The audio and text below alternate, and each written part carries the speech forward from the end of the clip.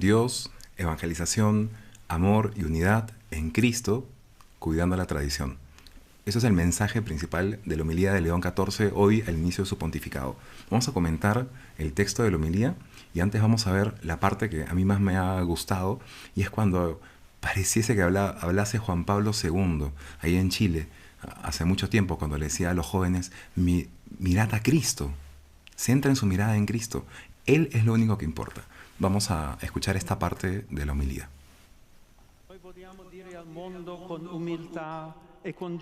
Nosotros queremos decirle al mundo con humildad y alegría, miren a Cristo, acérquense a Él, acojan su palabra que ilumina y consuela.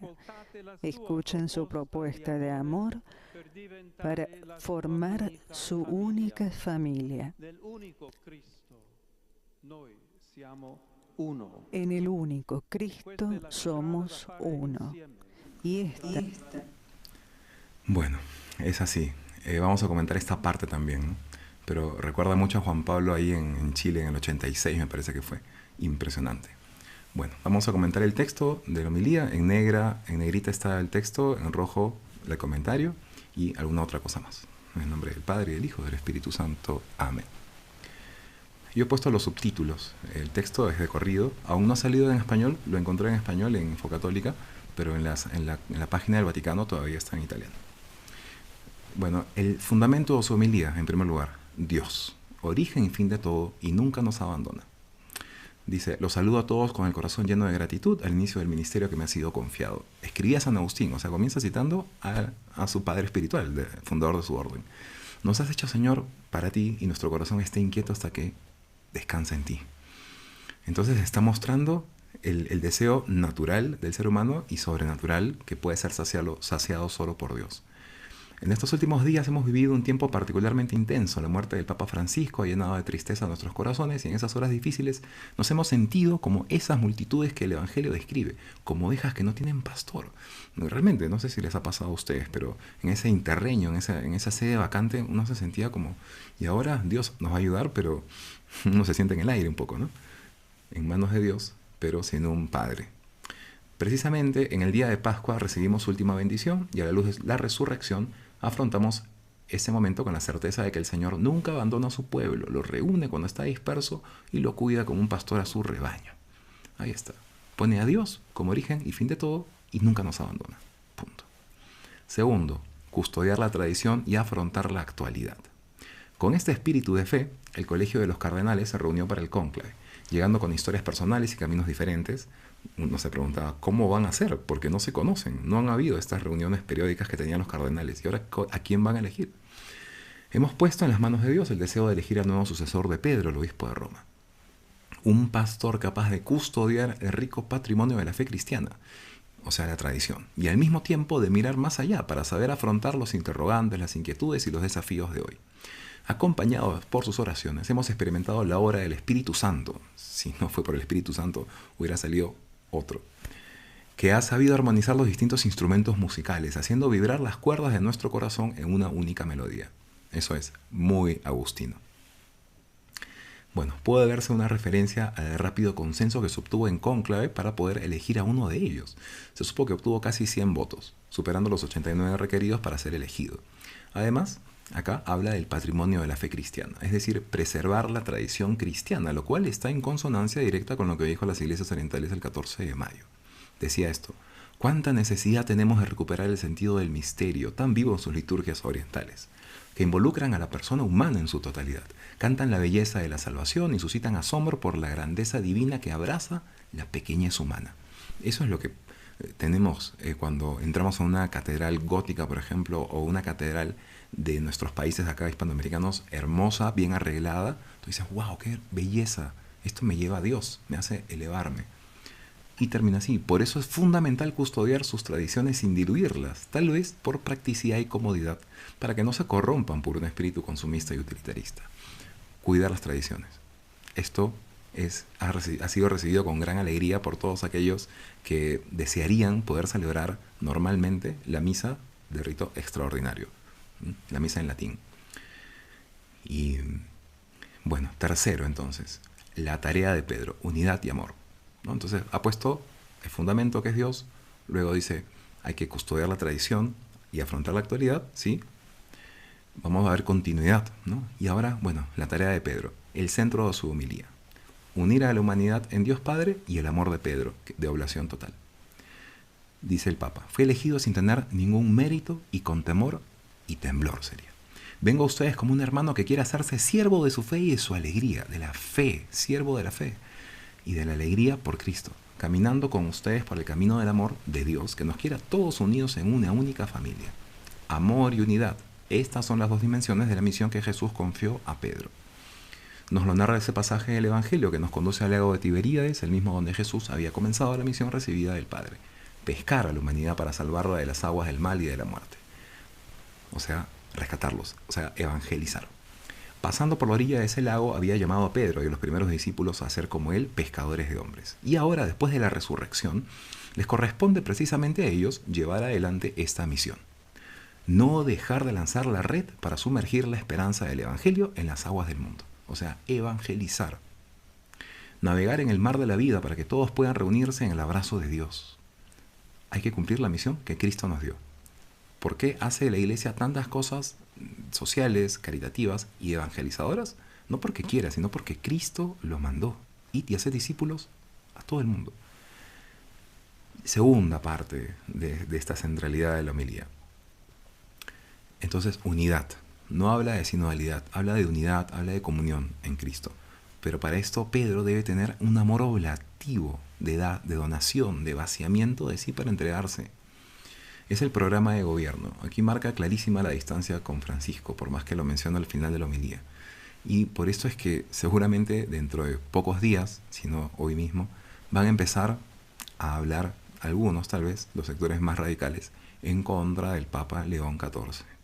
Bueno, y dice el Papa, ¿cómo puede Pedro llevar a cabo esta tarea? El Evangelio nos dice que es posible solo porque ha experimentado en su propia vida el amor infinito e incondicional de Dios, incluso en la hora del fracaso y la negación. Hermoso cómo Dios quiere dar que nos demos cuenta de nuestra debilidad. Por eso cuando es Jesús quien se dirige a Pedro, el Evangelio usa el verbo griego agapao, que se refiere al amor que Dios tiene por nosotros, a su entrega sin reservas ni cálculos. Un amor divino, infinito, total. Diferente al verbo usado para la respuesta de Pedro, que en cambio describe el amor de amistad, que intercambiamos entre nosotros. El verbo que usa Pedro es fileo. En español es clara la diferencia con nuestros dos verbos amar y querer. Es más amar que querer. Querer es como más afectivo, amar es más profundo. Pero aquí se le añade que el amar es propio de Dios y el querer es lo que el hombre puede debido a su pobre corazón. Cristo le pregunta a modo divino la primera vez usando el verbo agapao y Pedro responde usando el verbo fileo. ¿Me amas como yo te amo? Le está diciendo en otras palabras. Señor, tú sabes que te quiero. Cristo estaba metiendo el dedo en la llaga para que Pedro se dé cuenta de su debilidad frente a lo que Cristo estaba encomendándole. La segunda vez, Cristo también usa el verbo agapao, pero la tercera ya no pregunta si lo amaba, sino si lo quería. Cambió de verbo y Pedro se dio cuenta y por ello se puso triste. Forzando un poco el verbo querer nuestro, su respuesta en español, la de Pedro, podría entenderse con una mezcla de ambos verbos. Señor, tú sabes mi pobreza, sabes que quiero amarte. Quiero quererte, quiero amarte con todo el corazón. Y termina así, y continúa el Papa. Cuando Jesús le pregunta a Pedro, Simón hijo de Juan, ¿me amas? Indica pues el amor del Padre. Es como si Jesús le dijera, solo si has conocido y experimentado el amor de Dios, que nunca falla, podrás apacentar mis corderos. Solo en el amor de Dios Padre podrás amar a tus hermanos, más que ninguno, ¿no? Es decir, hasta ofrecer la vida por ellos. ¿Me amas más que estos? ¿Estás dispuesto a dar la vida por todos ellos? Ese es el ministerio petrino, ¿no? de los cardenales. Por eso tienen roja el solideo, ¿no? Y sus vestidos, su sotana. A Pedro pues se le confía la tarea de amar aún más y de dar su vida por el rebaño. El ministerio de Pedro está marcado precisamente por este amor oblativo, porque la Iglesia de Roma preside en la caridad, no en la autoridad solamente, sino en la caridad. Y su verdadera autoridad es la caridad de Cristo. Ese es el amor, esa es la autoridad cristiana.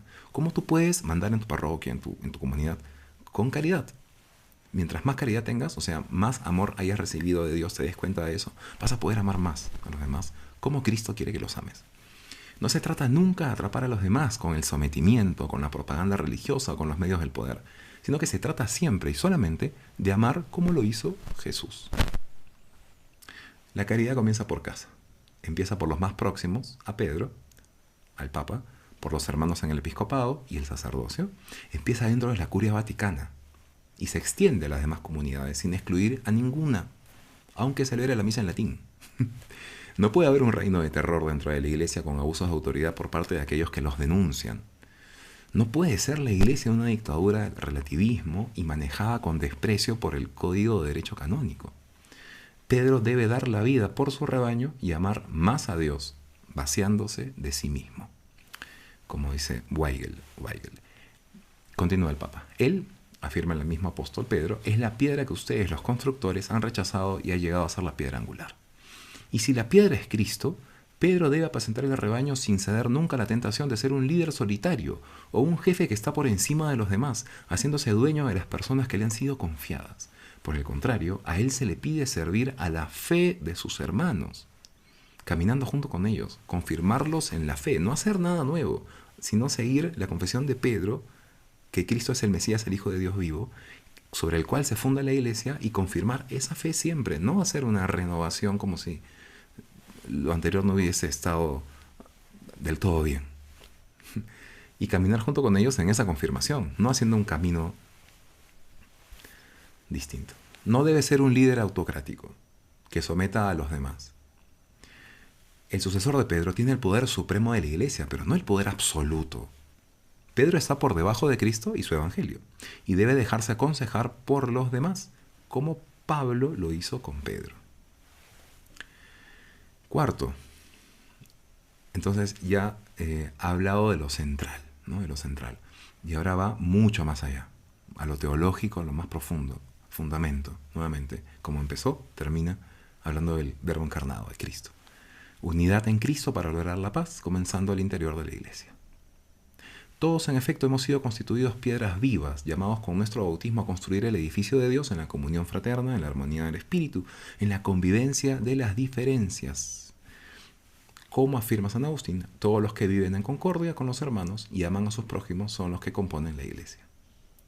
Solamente para aclarar que había dicho a los diplomáticos el Papa hace unos días que sí, va a haber diferencias, tiene que haber comunión y caridad, pero eso tiene que estar fundado en la verdad.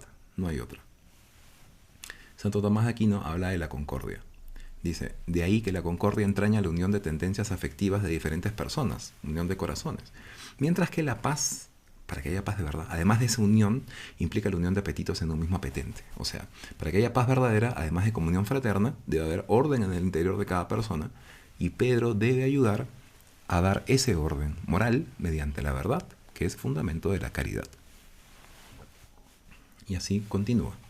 Hermanos y hermanas, quisiera que este fuera nuestro primer gran deseo. Nuestro en el sentido tal vez y de iglesia, de todos, pero también parece que él está usando otra vez ese plural majestático. En vez de decir yo, dice nosotros. Nuestro primer gran deseo, una iglesia unida, signo de unidad y comunión, que se convierta en fermento para un mundo reconciliado. Claro, pero si la iglesia no está unida, ¿qué cosa vamos a hacer con el mundo? En nuestro tiempo vemos aún demasiada discordia, demasiadas heridas causadas por el odio, la violencia, los prejuicios, el miedo a lo diferente, por un paradigma económico que explota los recursos de la tierra y margina a los más pobres. Y nosotros queremos ser dentro de esta masa una pequeña levadura de unidad, de comunión y de fraternidad. Y acá va terminando ya la homilía de un modo magistral. Recuerda mucho las palabras que Juan Pablo II pronunció gritando en Chile en el 87. No tengáis miedo de mirarlo a Él. Mirad al Señor. ¿Qué veis? Se dice a los jóvenes. ¿Es solo un hombre sabio? No. ¿Es más que eso? ¿Es un profeta? Sí, pero es más aún. ¿Es un reformador social? Mucho más que un reformador. Mucho más. Mirad al Señor con ojos atentos y descubriréis en Él el rostro mismo de Dios. Jesús es la palabra que Dios tenía que decir al mundo. Es Dios mismo que ha venido a compartir nuestra existencia de cada uno. Buscad a Cristo, mirad a Cristo, vivid en Cristo. No puede haber auténtico crecimiento humano en la paz y en la justicia, en la verdad y en la libertad, si Cristo no se hace presente con su fuerza salvadora. Cristo, la encarnación, el Verbo encarnado, contra el neo-arrianismo que niega la divinidad de Cristo y su influencia social, está esto. Está el neoconcilio de Nicea, digamos así. Está el redescubrimiento, la puesta manifestada de Cristo como verbo encarnado, la única razón de todo. Por eso, bueno, ahora sí, esto es lo que dice el Papa Francisco. Nosotros queremos decirle al mundo con humildad y alegría: miren a Cristo, acérquense a Él, acojan su palabra que ilumina y consuela. O sea, es Cristo. No es acercarse al vecino, al otro, al prójimo. Es Cristo. Es Cristo, la fuente de la caridad. Y después será la caridad del el fileo, ¿no? El amor de iguales, digamos, a los hombres. Primero es el agapeo, el amor de Dios, y después el amor a los demás. Acojan su palabra que ilumina y consuela. Escuchen su propuesta de amor para formar su única familia. En el único Cristo somos uno, lo dijo, se quedó mirando todos el Papa, ¿no? Ese es el lema episcopal tomado de San Agustín. Somos uno en aquel que es uno. Unidad en Cristo. No sinodalidad en la escucha, sino en Cristo. San Agustín en la exposición del Salmo 185 decía esa frase, ¿no? Son muchos hombres y un hombre solo, Cristo, ¿no? Muchos cristianos y un solo Cristo. Estos cristianos, con su cabeza que subió al cielo, son un solo Cristo. No es Él uno y nosotros muchos, sino que siendo nosotros muchos, en aquel uno somos uno. Unidad. Es excelente. En latín es in illo uno unum. Ese es el lema de León XIV. Y sigue San Agustín. Luego Cristo es uno, cabeza y cuerpo. ¿Cuál es su cuerpo? Su iglesia. Conforme dice el apóstol, somos miembros de su cuerpo y vosotros sois cuerpo de Cristo y miembros suyos. Continúa el Papa. Y esta es la vía que hemos de recorrer juntos, unidos entre nosotros, pero también con las iglesias cristianas hermanas, con quienes transitan otros caminos religiosos, con aquellos que cultivan la inquietud de la búsqueda de Dios, con todas las mujeres y los hombres de buena voluntad para construir un mundo nuevo donde reine la paz. La paz, como se entiende antes. Anunciar el Evangelio a aquellos que no son católicos ni siquiera cristianos no es hacer proselitismo. Este es el espíritu misionero que debe animarnos, sin encerrarnos en nuestro pequeño grupo ni sentirnos superiores al mundo. Estamos llamados a ofrecer el amor de Dios a todos para que se realice esa unidad que no anula las diferencias, sino que valora la historia personal de cada uno y la cultura social y religiosa de cada pueblo. No dice que son todos iguales, dice que no las va a despreciar. Pero bueno, eso es lo que siempre ha hecho la Iglesia. Rescatar lo que, purificar, rescatar lo que se puede elevar y luego elevarlo, ¿no? Esta es la hora del amor, la caridad de Dios que nos hace hermanos entre nosotros. Es el corazón del Evangelio, la caridad de Dios. No la caridad social, la justicia, la igualdad, la hermandad simplemente, sino es la caridad teologal, la virtud teologal de la caridad que viene de Dios. Punto. El corazón del Evangelio. Con mi predecesor León XIII, hoy podemos preguntarnos, si esta caridad prevaleciera en el mundo, ¿no parece que acabaría por extinguirse bien pronto toda lucha ahí donde ella entrara en vigor en la sociedad civil? O sea, si evangelizásemos a todos y si la viviésemos, ¿no habría paz? Con la luz y la fuerza del Espíritu Santo, construyamos una iglesia fundada en el amor de Dios y signo de unidad. Una iglesia misionera que abre los brazos al mundo, que anuncia la palabra. La anuncia. No es una iglesia de la escucha, es una iglesia del anuncio, que se deja cuestionar por la historia y que se convierte en fermento de concordia para la humanidad. Juntos, como un solo pueblo, todos como hermanos, fratelli tutti en italiano, haciendo alusión clara a Francisco, caminemos hacia Dios, caminemos nuevamente, caminar el espíritu de la sinodalidad. Entonces está mencionando igual a cosas anteriores, ¿no? Pero al final, y amémonos los unos a los otros. Así, conclusión, Dios, tradición, evangelización, unidad y amor en Cristo, que es el único que nos puede dar verdadera paz. Bellísimo. Así que recemos por el Papa León, recemos para que podamos nosotros vivir esto, hay que meditarlo, pero sobre todo hacerlo vida, hacerlo carne, ¿no? Que podamos ser como otra encarnación del Verbo, como decía Santa Isabel de la Trinidad, y así poder lograr de a pocos, desde nuestra iglesia doméstica, de nuestra comunidad, esa unidad que está pidiendo el Papa en Cristo. Dios los bendiga. Muy feliz domingo.